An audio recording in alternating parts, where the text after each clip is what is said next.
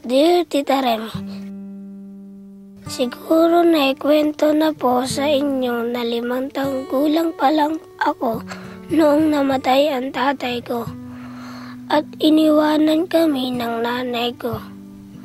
4 po kami magkakapatid. Yung isa ko pong ate, nandun po sa lola ko. Yung isa ko pong kuya, nakakulong. Yung isa pong ate ko, nag-asawa na rin po. Ang tita ko na ang nag-aalaga sa akin ngayon. Sana po makita ko na po yung nanay ko, saka yung mga ate ko. Sana po magkabalik-balikan na rin po kami.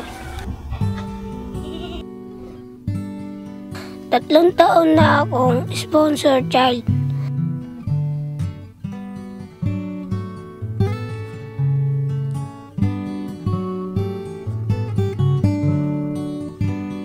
Sa 3 taong iyon, may higit 100 kaibigan na ang nadagdag sa akin. Humigit 20 lapis na ang nagamit ko sa pagsusulat ng mga assignment.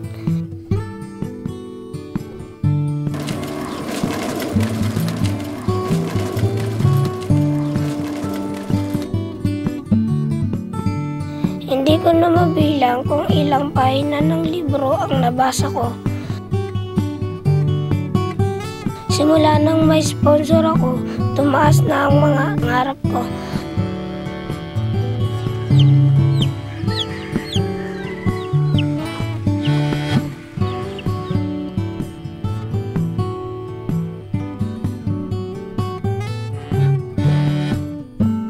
Siguro po kung hindi po ako na-sponsoran, alaman po, dyan na lang po ako sa bahay, di na po makapag-aral.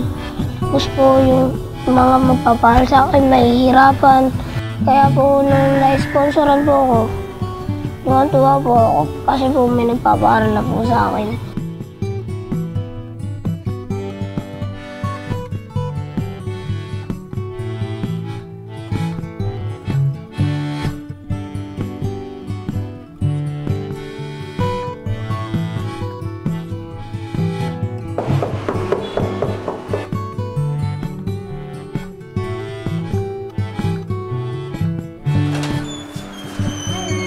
Lahat po ito ay dahil sa tulong ninyo. Maraming salamat po, Tita Remy.